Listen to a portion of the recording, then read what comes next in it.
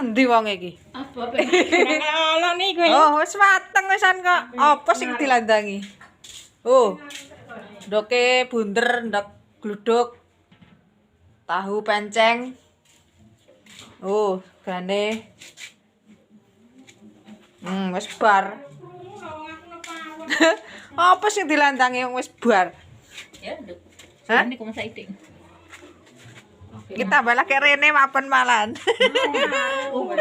Ada ning ngono jere landang. Oh, bilang Iya sore Wong iki kok pe sesuk mben. engko slametane sing engko sore engko bengi le, Mak. Nyopo ngene iki Bang. Lho. Tak gawe ngaru ngopi ngono iwak. Wong karek segotok le, Mak. Ora apa ya karek ngeteng. Wis mateng kabeh san. Apa sing dirisi?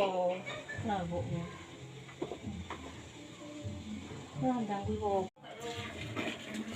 Wis mateng wisan, ora iris-iris apa le. Kenging nek iki lho ono iwur aku ndas ki yo mumet.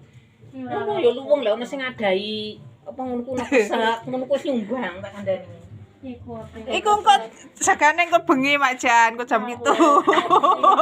Ngene nek ora-ora wis ya wis nang ngono nek wis blong wis bar santan ngono ku wis akan masak bumbu. Siwur ki ra tau gelem diwangi. Pokoke dhek iki apa kluthak-kluthuk ngono kuwi nang wis mateng hidup-hidup. Ya anak sapa Mak Ten? Anakku. Oh, anake Mak Ton anyar. Aku dijak. Anake sapa Mak Ton? Pita. Pita. Badar. Oh, putune Mbak sapa? Mak Dar. Apa mini ki Mak Ten?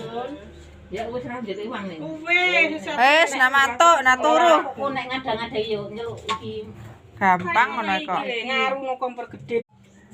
Sik iwak.